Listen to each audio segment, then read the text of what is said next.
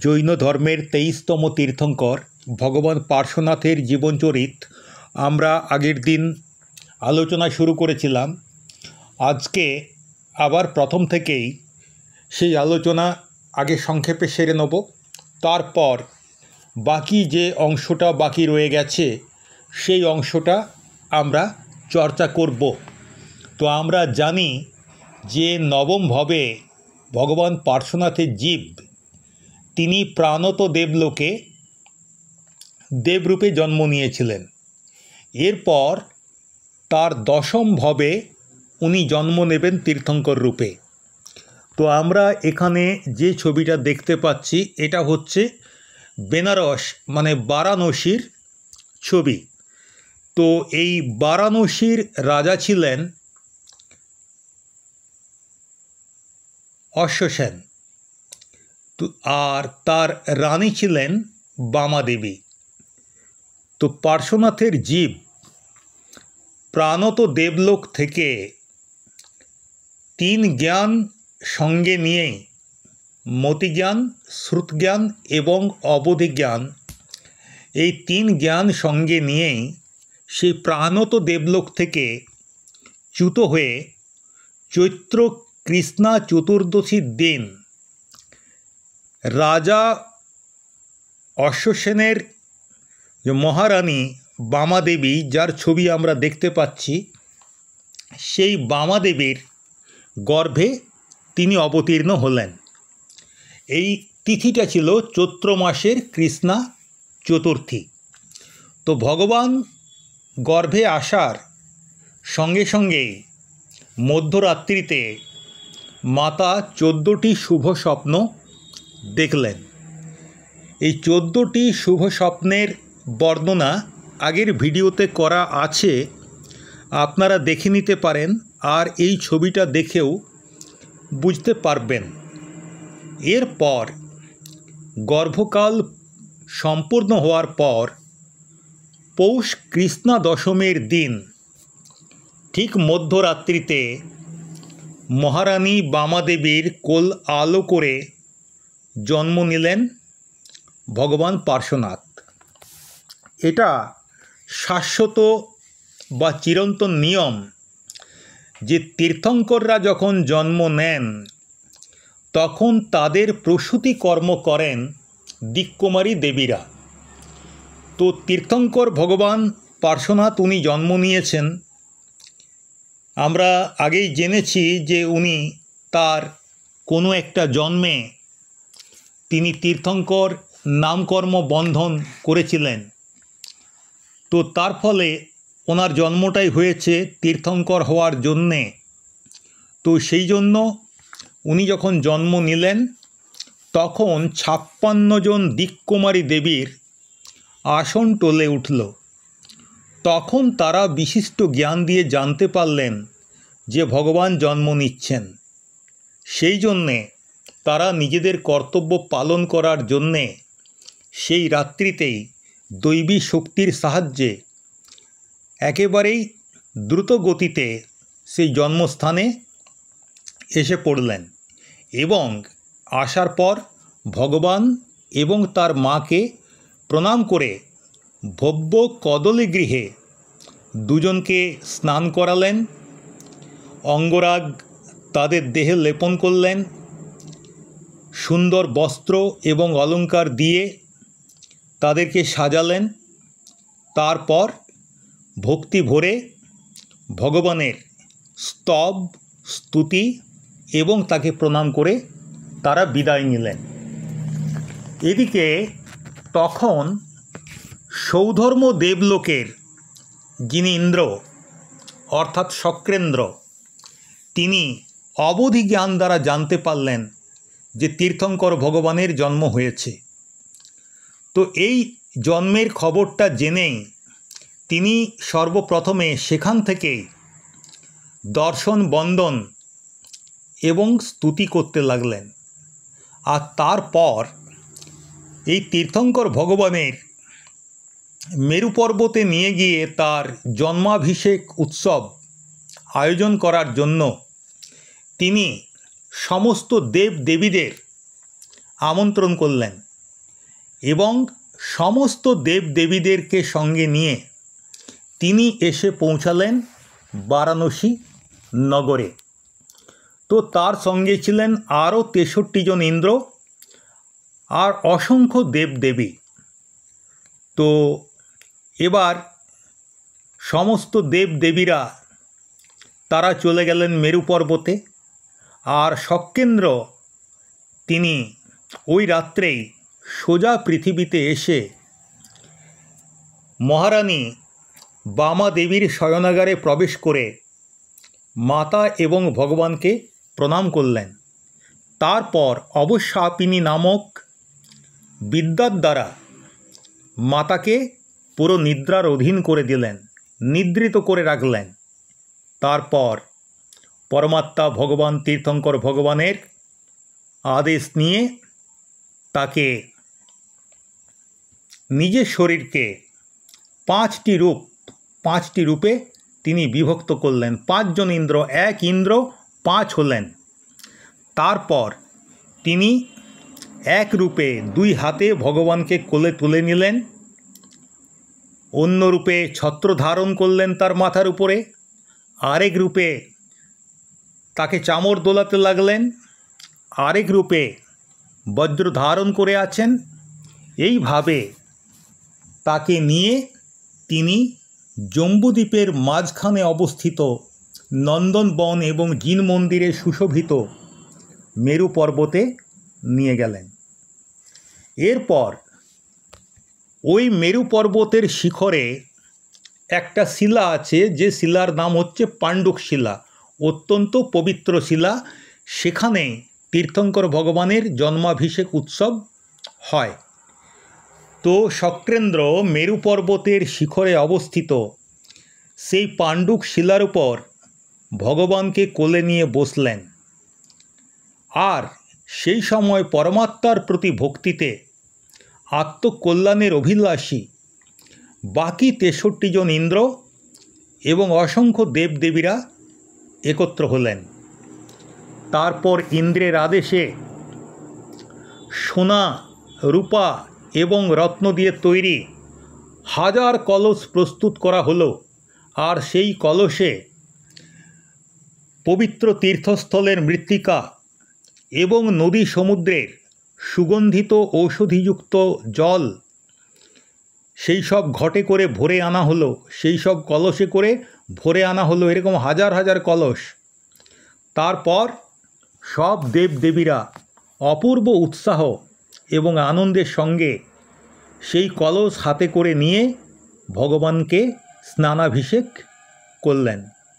সমস্ত দেবদেবী এই অভিষেক পর্ব সমাপন করার পর সব শেষে শক্রেন্দ্র স্বয়ং অভিষেক করলেন। তারপর ভগবানের পবিত্র দেহকে চন্দন, অগুরু ইত্যাদি নানা সুগন্ধিত দ্রব্য দিয়ে বিলেপন করে তার আরতি করা হলো প্রদীপ দিয়ে, এবং অষ্টমঙ্গল অঙ্কিত করা হলো। অন্য সব দেবদেবীরা ভগবানের স্তুতি গান করতে লাগলেন, নৃত্য করতে লাগলেন। এইভাবে নৃত্য গীতাদির মাধ্যমে তারা আনন্দ ব্যক্ত করতে লাগলেন। এই করতে করতে ঠিক প্রাতঃকাল মানে প্রাতঃকাল হওয়ার ঠিক পূর্ব মুহূর্তে ভগবানকে কোলে নিয়ে শক্রেন্দ্র সোজা চললেন বামাদেবীর শয়নকক্ষে। তো সেই শয়নকক্ষে নিয়ে গিয়ে ভগবানকে তার মায়ের পাশে শুইয়ে দিলেন, আর দেবতাগণ নিজের নিজের স্থানে চলে গেলেন। যে রাত্রে ভগবান জন্ম নিয়েছিলেন সেই রাত্রেই এই মহোৎসব সম্পন্ন হলো।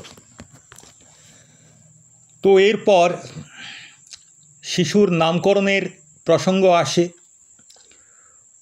তো একদিন এরকম হয়েছিল কি, তখন বামাদেবী গর্ভবতী, অর্থাৎ তীর্থঙ্কর ভগবান তখন তার গর্ভে অন্ধকারে একদিন মহারানী বামাদেবী তার বাগানে শুয়ে আছেন। হঠাৎ পাশ দিয়ে একটা সর্প যাচ্ছিল, কিন্তু অন্ধকারের মধ্যেও বামা দেবী সেই সর্পকে দেখতে পেয়েছিলেন। তো পাশ দিয়ে চলে যাওয়া সর্পকে এই যে দেখতে পাওয়া, এটা একমাত্র তীর্থঙ্কর ভগবানের জন্মের প্রভাবের কারণেই হয়েছিল, মানে গর্ভে আসার প্রভাবের কারণেই হয়েছিল। তো তার জন্যে রাজা বললেন, রাজা অশ্বসেন, যে পুত্রের নাম তাহলে পার্শ্বনাথ রাখা যাক। তো তার যারা সভাসদ, আত্মীয় পরিজন, তারা সবাই এই প্রস্তাবকে সানন্দে অনুমোদন করলেন এবং শিশুর নাম রাখা হলো পার্শ্বনাথ। এবার পার্শ্বনাথ ধীরে ধীরে বড় হচ্ছেন। তো যখন উনি যুবক হলেন, তো তখন এবারে বিবাহ দেওয়ার বিষয় আছে। শ্বেতাম্বর পরম্পরা অনুযায়ী ভগবান পার্শ্বনাথের বিবাহ হয়েছিল। তো স্বাভাবিকভাবেই বিবাহের প্রসঙ্গ যখন এলো, তখন রাজা অশ্বসেন সম্বন্ধ করলেন কুশস্থলপুরের রাজা প্রসেনজিতের কন্যা প্রভাবতীর সঙ্গে, এবং যথাসময়ে প্রভাবতীর সঙ্গে রাজকুমার পার্শ্বনাথের বিবাহ হয়ে গেল। তো এইভাবে তাদের সুখেই দিন কাটতে লাগলো। তো একদিন ভগবান পার্শ্বনাথ, মানে রাজকুমার পার্শ্বনাথ, তিনি তার প্রাসাদ থেকে দেখলেন যে দলে দলে নগরের জনতা পূজা অর্চনার সামগ্রী নিয়ে নগরের বাইরে যাচ্ছে। তো উনি একটু অবাক হয়ে গেলেন যে কার পুজো করার জন্যে এরা সব নগরের বাইরে যাচ্ছে এবং দল বেঁধে। তো তিনি তার অনুচরদের জিজ্ঞাসা করলেন যে কী ব্যাপার, দেখো তো। তো যখন ওরা খোঁজ খবর করল, তখন জানা গেল যে কামট নামের কোনো একজন তপস্বী নগরের বাইরে পঞ্চাগ্নি তপ করছেন। আর সেই পঞ্চাগ্নি তপরত তপস্বী কামটকে দেখার জন্যে এইসব মানুষেরা দল বেঁধে সেখানে যাচ্ছে। যখনই কামটের নাম শুনলেন, আমরা আগেই জানি যে তীর্থঙ্কর ভগবান তিনটি জ্ঞান নিয়ে জন্মগ্রহণ করেন, মতি, শ্রুত এবং অবধি। তো যখনই কমঠের নামটা শুনলেন, তখনই রাজকুমার পার্শ্বনাথ বুঝে গেলেন যে এ হচ্ছে সেই কামট। কোন কামট? সেই যে মোরভূতি, বিশ্বভূতি কামট, এক রাজার, সেই যে রাজার দরবারে একজন রাজপুরোহিত, কামট রাজপুরোহিত ছিল। তো ওদের বাবার নাম ছিল বিশ্বভূতি, আর মরুভূতি এখন এই জন্মে যিনি পার্শ্বনাথ হয়েছেন সেই ছিল মরুভূতি সেই জন্মে। আর এই কামট সেই জন্মে কামট ছিল, সে রাজার পুরোহিত ছিল। সে তার ভাইয়ের স্ত্রীর সঙ্গে অবৈধ সম্পর্ক স্থাপন করেছিল, ফলে রাজা তাকে দূর করে দিয়েছিলেন রাজসভা থেকে। এই যে পুরনো প্রসঙ্গ যেগুলো, সেগুলো সব রাজকুমারের মনে পড়ে গেল এবং তিনি জানলেন, মানে তিনি বুঝতে পারলেন যে হচ্ছে সেই কামট যার প্রকৃত জ্ঞান নেই। প্রত্যেকটা জন্ম অজ্ঞানের বশবর্তী হয়ে কুকৃত্য করে করে সে নরক যন্ত্রণা ভোগ করে অথবা তির্যঞ্চ যোনিতে জন্মগ্রহণ করে। তো সেই কামট আজও এই জন্মেও সে ওই অজ্ঞান এবং পাপাচার এর প্রচার করে ধর্মভীরু জনতাকে সহিংস যজ্ঞ এবং অজ্ঞান তপের অন্ধকারে এ ঠেলে নিয়ে যাচ্ছে। এ তো ঠিক নয়। তখন রাজকুমার তার অনুচরদের সাথে নিয়ে সেই তাপসের ধুনির কাছে তিনি পৌঁছালেন। এই যে এইখানে আমরা দেখতে পাচ্ছি কামট তার 5 দিকে অগ্নি জ্বালিয়ে পঞ্চাগ্নি তপ করছেন, আর সাধারণ মানুষ যারা নগরের তারা সেখানে দেখতে যাচ্ছে, তাকে দেখতে গেছে, কিন্তু আসলে এটা তো কোনো তপ নয়, এটা অজ্ঞান তপ, এ কখনো ভালো ফল দেবে না, এ আমার আত্মাকে অধঃপতিত করবে। তো সেই জন্যে রাজকুমার পার্শ্বনাথ তিনি ঠিক করলেন যে না, এ অজ্ঞান প্রচার হতে দেয়া ঠিক নয়। তখন তিনি তার অনুচরদেরকে সাথে নিয়ে ওখানে পৌঁছালেন ওই তপস্বীর ধুনির কাছে। তো লোকেরা তো বড় আশ্চর্য হয়ে গেল, আরে রাজকুমার পার্শ্বনাথও এই তাপসের দর্শনের জন্যে এলেন। অর্থাৎ কামট নামের তাপসের খ্যাতি বেড়ে গেল তখন সেই মুহূর্তে, যে তাকে দেখার জন্যে স্বয়ং রাজকুমার এসেছেন। ফলে এই রাজকুমারের পিছু পিছু ভিড় আরও জমে গেল। তো এখন পার্শ্বনাথ সেই তাপসের একেবারে কাছে পৌঁছে গেলেন, আর পৌঁছে গিয়ে বললেন, ওহে কামট তাপস, তুমি এই অজ্ঞান তপ করে নিজেকে বেকার কষ্ট দিচ্ছ, আর একই সাথে এই যে তোমার যজ্ঞকুণ্ডে যে কাঠগুলো জ্বলছে এর মধ্যে পঞ্চেন্দ্রিয় নাগ যুগলকে তুমি জ্বালাচ্ছ, এতে তাদের প্রতি হিংসা হচ্ছে। তো এই কথাটা শোনার পরই একদম তেলে বেগুনে জ্বলে উঠল কামট। অজ্ঞানীদের তো এটাই স্বভাব। তো যখনই রাজকুমার বলল যে তুমি হিংসা ছড়াচ্ছ এবং তোমার ওই কাঠের মধ্যে একজোড়া সাপ আছে, সেই সাপকে তুমি পুড়িয়ে তাদের প্রতি হিংসা করছো, তো এই কথাটা শুনেই আর রেগে গেল কামট। সে বলল, রাজকুমার, তুমি ধর্মের কি জানো? তুমি যজ্ঞ কতটুকু জানো? তপের কি জানো তুমি? তো কিছুই না জেনে তুমি বেকার বেকার আমার যজ্ঞ আর তপস্যার মধ্যে বিঘ্ন তৈরি করছো। তখন রাজকুমার পার্শ্বনাথ বললেন যে, ওহে কামট, ধর্ম এবং তপস্যার মূল হচ্ছে দয়া, অথচ তোমার যজ্ঞকুণ্ডে এক নাগ যুগল, এক জোড়া সাপ সে পুড়ছে। তো তাহলে তোমার এই যজ্ঞে তুমি নির্দয় আচরণ করছো, যেখানে ধর্ম আর তপের মূল যেটা বিষয় সেটাই হচ্ছে দয়া। তাহলে নির্দয় ধর্ম আর নির্দয় তপ কখনো ধর্ম বা তপ হতে পারে না। তো তখন কামট আরও রেগে গিয়ে বলল, এটা তুমি মিথ্যা কথা বলছো, কোনো সাপ আমার এই আগুনে জ্বলছে না। তখন পার্শ্বনাথ তার অনুচরদের আদেশ দিলেন যে,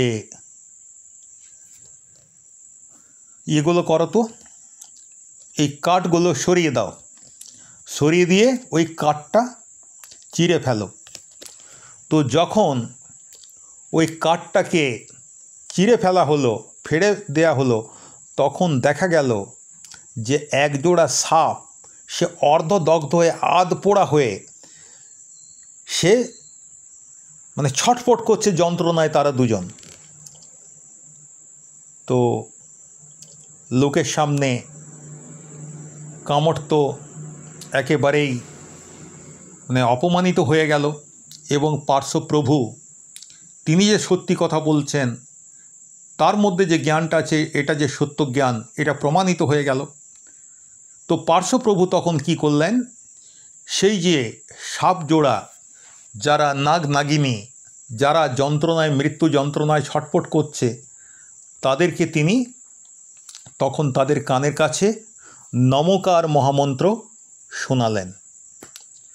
এই নমকার মহামন্ত্রের প্রভাবে এই যে আমি বলেছিলাম না যে আর্তধ্যান আর রৌদ্র ধ্যান এই দুটো খুব খারাপ, এই তির্যঞ্চ গতি নরক গতির রাস্তা। তো এই নমকার মহামন্ত্রের প্রভাবে তাদের মনের মধ্যে আর্ত এবং রৌদ্রভাব দূর হয়ে গেল এবং তারা শুভভাবের সাথে প্রাণ ত্যাগ করলেন। তার ফলটা কি হলো? এই প্রাণ ত্যাগ করে তারা নাগ জাতির ভবনবাসী দেবতাদের ইন্দ্র এবং ইন্দ্রাণী হলেন। এই যে এইখানে এরা দেখতে পাচ্ছি সুস্পষ্টভাবে যে যেটি সাপ ছিল সর্প, সে হলো নাগেদের দেবতা ধর্মেন্দ্র, তাদের রাজা, আর নাগিনী সে হলো পদ্মাবতী, রানী পদ্মাবতী। তো এতে তো কামঠের একদম চরম অপমান হলো, তার প্রতিষ্ঠা খতম হয়ে গেল। সে আরও রেগে গিয়ে অজ্ঞান তপ করতে লাগলো, কিন্তু এই অজ্ঞান তপ করে মরেই সে মেঘমালী নামে এক অসুর কুমার দেবতা হলো। এখন কোনো একদিন রাজকুমার পার্শ্বনাথ ক্রীড়া করতে করতে সারা দিন ক্রীড়া করে সন্ধ্যার সময় যখন নিজের ঘরে ফিরলেন, তখন সেখানে দেখলেন তার চোখ চলে গেল। ওখানে আগের থেকেই লেখা ছিল, কিন্তু একটা নিমিত্ত চাইতো। তো এই সময় হঠাৎ কেন জানি না তার চোখটা চলে গেল। দেয়ালে লেখা রয়েছে 22তম তীর্থঙ্কর নেমিনাথের জীবন বৃত্তান্ত। কিভাবে তিনি বিবাহের জন্য সমস্ত যাদবদেরকে সঙ্গে নিয়ে সেই বিবাহ মণ্ডপে যাচ্ছিলেন, আর যেতে যেতে পশুদের করুণ ক্রন্দন শুনে কিভাবে তাদেরকে মুক্ত করেছিলেন। তিনি বিয়ে না করে ফিরে এলেন, গিরনার পর্বতে দীক্ষা অঙ্গীকার করলেন। এই সব পুরো বৃত্তান্ত পড়ে আর পার্শ্বপ্রভুর বৈরাগ্য এসে গেল, রাজকুমার পার্শ্বনাথের বৈরাগ্য এসে গেল।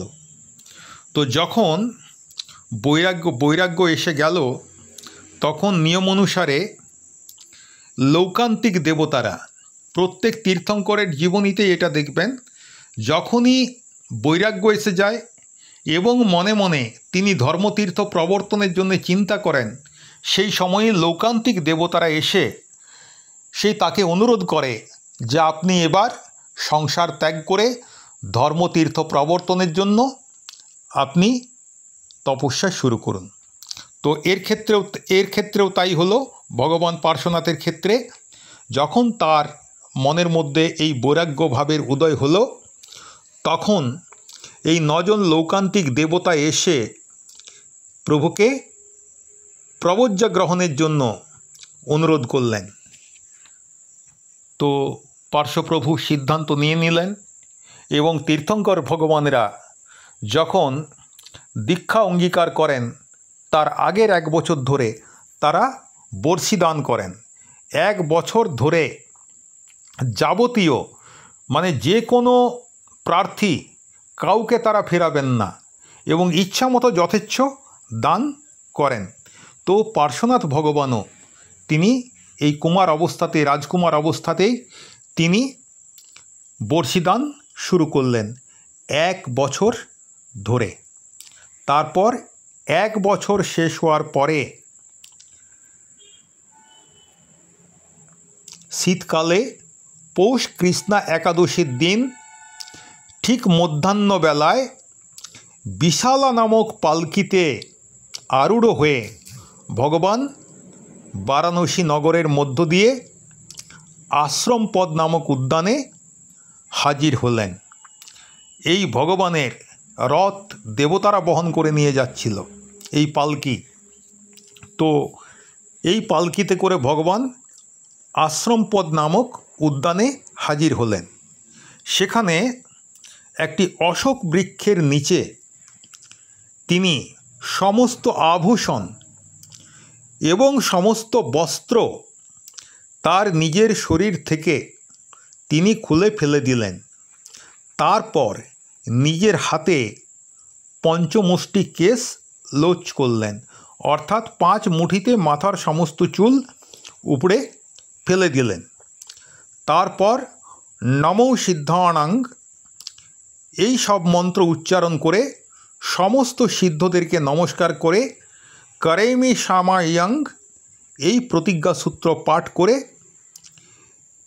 তিনি প্রবজ্জা গ্রহণ করলেন।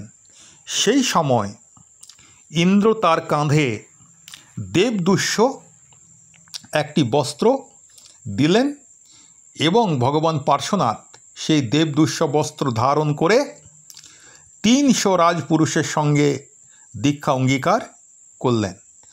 আর যখনই এই দীক্ষা অঙ্গীকার করেন তখনই তীর্থঙ্কর ভগবানদের চতুর্থ জ্ঞান উৎপন্ন হয়, মানে প্রকাশিত হয়।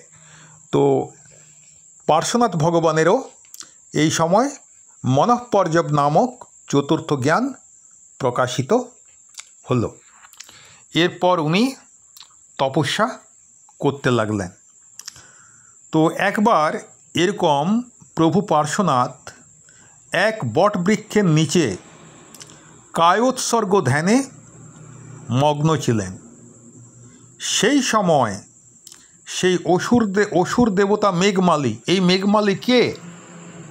এই মেঘমালী হচ্ছে গত জন্মে কামট ছিল এবং অজ্ঞান তপ করে মরে গিয়ে সে অসুর কুমার দেব মেঘমালী হয়েছিল।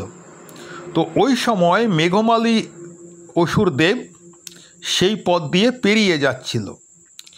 তো প্রভু পার্শ্বনাথকে ধ্যানস্থ দেখে তার মনের মধ্যে আবার পূর্বজন্মের শত্রুতা জেগে উঠল। কি হতভাগ্য এই জীব, কামটের জীব, প্রত্যেক জন্মে তার মনের মধ্যে শত্রুতা জেগে উঠছে আর প্রত্যেক জন্মেই সে হিংস্র আচরণ করছে আর তার ফল তাকে ভোগ করতে হচ্ছে। তো এই জন্মেও দেখছি যে সে তো অসুরদের দেবতা হয়েছে, অসুর কুমার দেবতা হয়েছে, তারপরেও সে কিন্তু তার পূর্বজন্মের শত্রুতা বলেনি। সে এই প্রভু পার্শ্বনাথকে ধ্যানস্থ দেখে তার তো শত্রুতা জেগে উঠল। তখন চিন্তা করল যে যেভাবেই হোক একে আমি ধ্যান থেকে বিচলিত করবই। তো ফলে তাকে ধ্যান থেকে বিচলিত করার জন্যে অনেক প্রকারের উপসর্গ করল এই মেঘমালী। সিংহ, হাতি, চিতা বিভিন্ন রূপ ধারণ করে প্রভুকে ভয় দেখাতে লাগলো। দৃষ্টিবিষ সর্প, মানে যে সাপের দৃষ্টিতেই বিষ, আমরা ভগবান মহাবীরের জীবনী পড়ার সময় চণ্ডকৌশিক সর্পের কথা শুনেছিলাম, যার দৃষ্টিতে ছিল বিষ। তো সেই রকম দৃষ্টিবিষ সর্প, বিভৎস বেতাল ইত্যাদি বিভিন্ন রূপ ধারণ করে ভগবানের ধ্যান ভঙ্গ করার প্রয়াস সে করতে লাগলো। কিন্তু ভগবান নগাধিরাজ হিমালয়ের মতো একবারে অটল হয়ে তার ধ্যানে মগ্ন রইলেন। কোনো মতেই যখন মেঘমালী দেব ভগবান পার্শ্বনাথের ধ্যান ভঙ্গ করতে পারল না, তখন সে ক্রুদ্ধ হয়ে মুষলধারে বৃষ্টি শুরু করে দিল। তো দেখতে দেখতে এই বৃষ্টিতে ভগবান পার্শ্বনাথের মানে এত জল জমে গেল ওইখানে যে জল ভগবান পার্শ্বনাথের গলা পর্যন্ত উঠে এলো। মানে এরপর আর কিছুটা জল উঠলে পরেই ভগবান ডুবে যাবেন। ঠিক এই পরিস্থিতিতে ধরণেন্দ্র দেবের আসন কম্পিত হলো। তো এই যে ধরণেন্দ্র দেব আর পদ্মাবতী, এরা কারা? এরা সেই সাপ আর সাপিনী যাদেরকে ভগবান তাদের মৃত্যুর সময় নমকার মন্ত্র পড়ে উদ্ধার করেছিলেন এবং তারা তারপরে এই নাগকুমার দেব ধরণেন্দ্র এবং দেবী পদ্মাবতী হয়েছেন নাগেদের রাজা এবং রানী। তো যখনই এই ধরণেন্দ্র দেবের আসন কম্পিত হলো, তখনই তিনি বুঝতে পারলেন যে আমাদের হিতকারী প্রভু পার্শ্বনাথ, তার উপরে কোনো উপসর্গ হচ্ছে। সঙ্গে সঙ্গে প্রভু পার্শ্বনাথের কাছে তিনি রানী পদ্মাবতীকে নিয়ে উপস্থিত হয়ে গেলেন। তিনি তার সপ্ত ফণা দিয়ে মাথার উপরে ছাতা বানালেন। কার মাথার উপরে? ভগবান পার্শ্বনাথের মাথার উপরে, যাতে তার মাথার উপরে বৃষ্টি না পড়ে। আর নিজের শরীরটাকে কুণ্ডলাকৃতি করে, মানে ঘুরিয়ে ঘুরিয়ে পেঁচিয়ে পেঁচিয়ে সেটাকে একটা আসন তৈরি করলেন। আর তার উপরে দেবী পদ্মাবতী একটা পদ্ম ফুল তৈরি করে দিল। ভগবান পার্শ্বনাথকে এইভাবে ধরণেন্দ্র এবং পদ্মাবতী জলের উপরে তুলে রাখলেন। তো সেই জলে স্থিত কমলাসনের উপরে ধ্যানস্থ প্রভু রাজহংসের সমান সুশোভিত হতে লাগলেন। এরপর ধরণেন্দ্র মেঘমালীকে প্রচণ্ড তিরস্কার করলেন যে এরকম সারা জগতের হিতকারী প্রভুর উপরে তুমি এরকম উপসর্গ করছো, তোমার লজ্জা হওয়া উচিত। তুমি এখনই এই মুহূর্তে এখান থেকে সরে যাও, নালে কিন্তু সমস্যা আছে। তো এই মেঘমালী ধরণেন্দ্রর কথা শুনে সে তার ভুলটা বুঝতে পারল। তখন সে ভগবানকে প্রণাম করে তার কাছে ক্ষমা চেয়ে সেখান থেকে চলে গেল। এইভাবে আত্মভাবনায় লীন হয়ে এই আত্মধ্যানে ৮৩ দিন কেটে গেল। এরপর গ্রীষ্মকালে চৈত্র মাসের কৃষ্ণা চতুর্থীর দিন মধ্যাহ্নকালে ধাদকি বৃক্ষের নিচে ভগবান চৌবিহার এবং ষষ্ঠম তপের সঙ্গে বিশাখা নক্ষত্রে শুক্ল ধ্যানে মগ্ন হলেন। তো এখানে যে ধাতকি বৃক্ষ তো আমাদের বাঙালিদের অজানা বাংলা ভাষায় এটা আমি পাইনি। তো এটা নিয়ে যখন আমি অনুসন্ধান করলাম তখন দেখা গেল বিভিন্ন ধর্মশাস্ত্রে ধাতকি বৃক্ষ মূলত দুটো বৃক্ষকে ধাতকি বৃক্ষ বলে উল্লেখ করা হয়েছে। এক হচ্ছে আমলকি বৃক্ষ আর এক হচ্ছে পলাশ বৃক্ষ। তো আমি দেখলাম, আমার যেটা মনে হলো যে আমলকি বৃক্ষের চাইতে পলাশ বৃক্ষটাই বোধ হয় অনেক বেশি যুক্তিযুক্ত হবে। গ্রীষ্মকালে আমাদের এদিকে প্রচুর পলাশ ফোটে। তো সেই কারণে আমি এখানে পলাশ গাছেরই ছবিটা দিয়েছি। তো এই যে পলাশ গাছের নিচে উনি ষষ্ঠ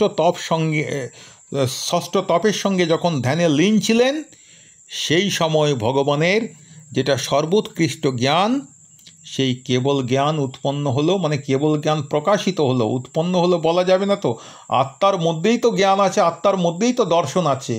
শুধুমাত্র কর্মমলের জন্যে সেগুলো আবৃত থাকে।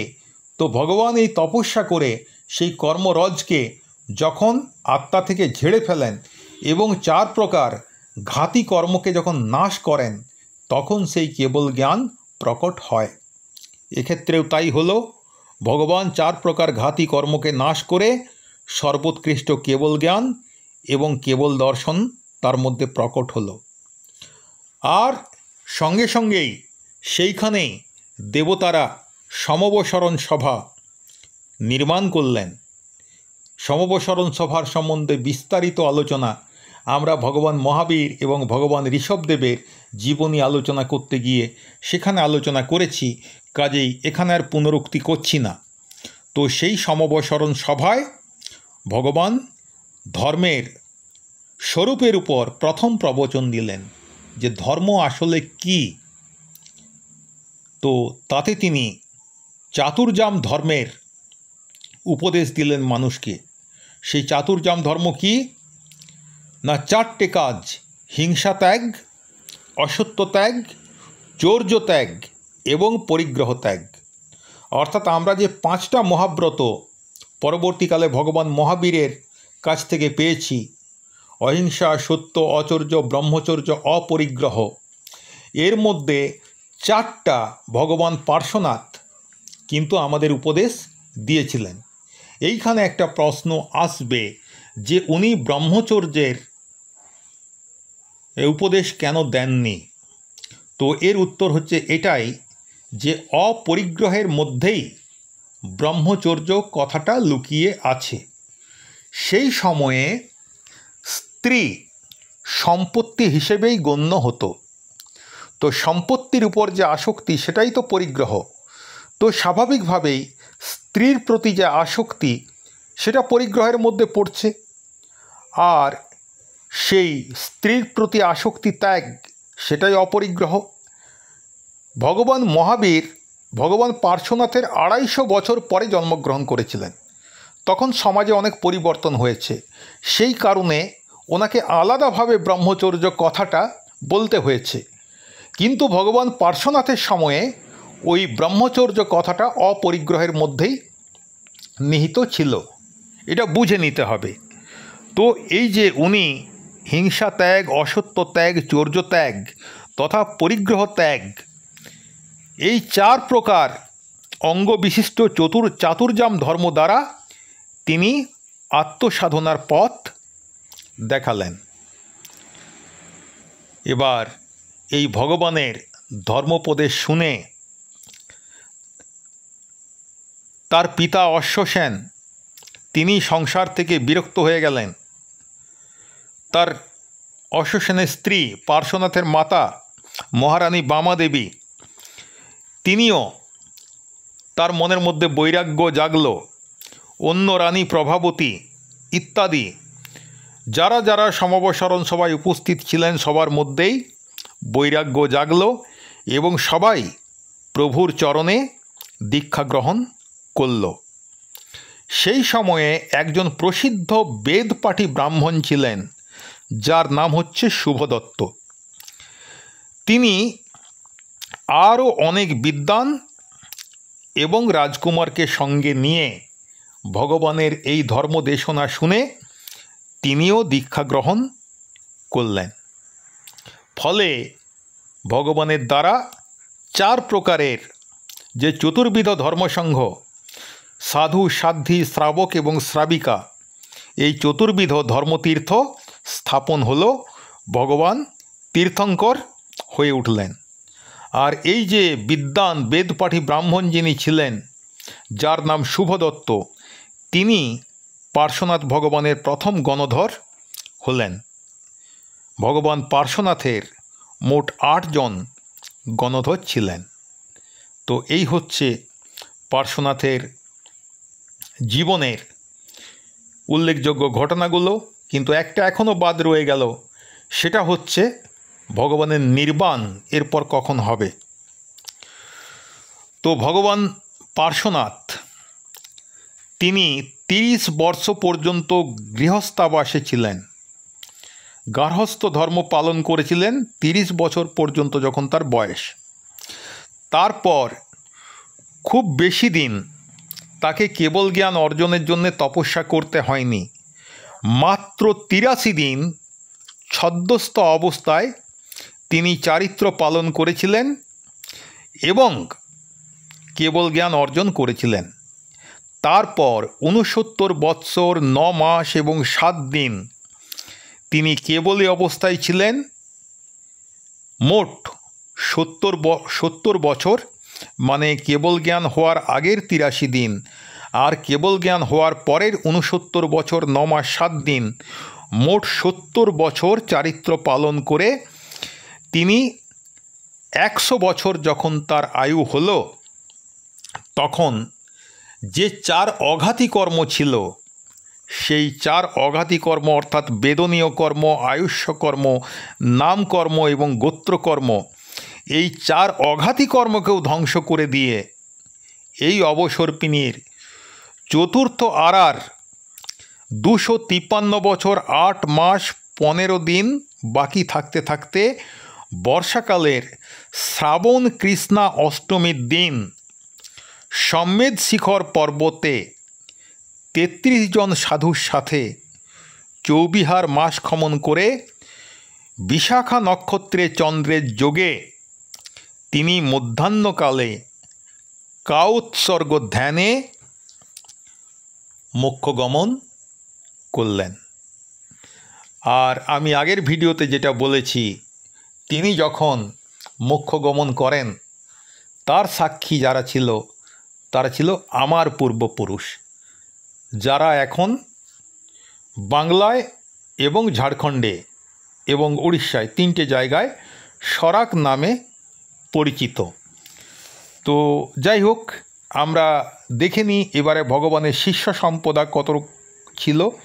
তার আমরা তো আগেই জেনেছি 8 জন গণধর ছিলেন, 16,000 সাধু ছিলেন, 38,000 সাধ্বী ছিলেন, 1,64,000 শ্রাবক ছিলেন, 3,27,000 শ্রাবিকা ছিলেন। এছাড়াও চতুর্দশ পূর্বী, অবধিজ্ঞানী, কেবলজ্ঞানী, বৈক্রিয়লব্ধিধর, বিপুলমতি আর ঋজুমতি মনঃপর্যব জ্ঞানী, এরকম অনেকেই ছিলেন। তাদের সংখ্যাও হয়তো কয়েক হাজার হবে। তো তাহলে আমাদের ভগবান পার্শ্বনাথের জীবন কাহিনী আলোচনা করলাম, চেষ্টা করেছি তত্ত্বের বিষয়টা যথাসম্ভব পরিহার করতে। মহাপুরুষদের জীবনী সেটাই যদি আমরা ভালো করে চর্চা করি, সেটাই এক একটা অনেক বড় তত্ত্ব। আমরা যদি ভগবান পার্শ্বনাথের আচরিত চারিত্র অনুসরণ করি, তার দেখানো মোক্ষ মার্গে যদি আমরা চলতে শুরু করি, নিশ্চিতভাবেই একদিন আমরা জন্ম জরা মৃত্যুর চক্র থেকে বের হতে পারব। প্রত্যেককে জয় জিনেন্দ্র এবং শুভরাত্রি।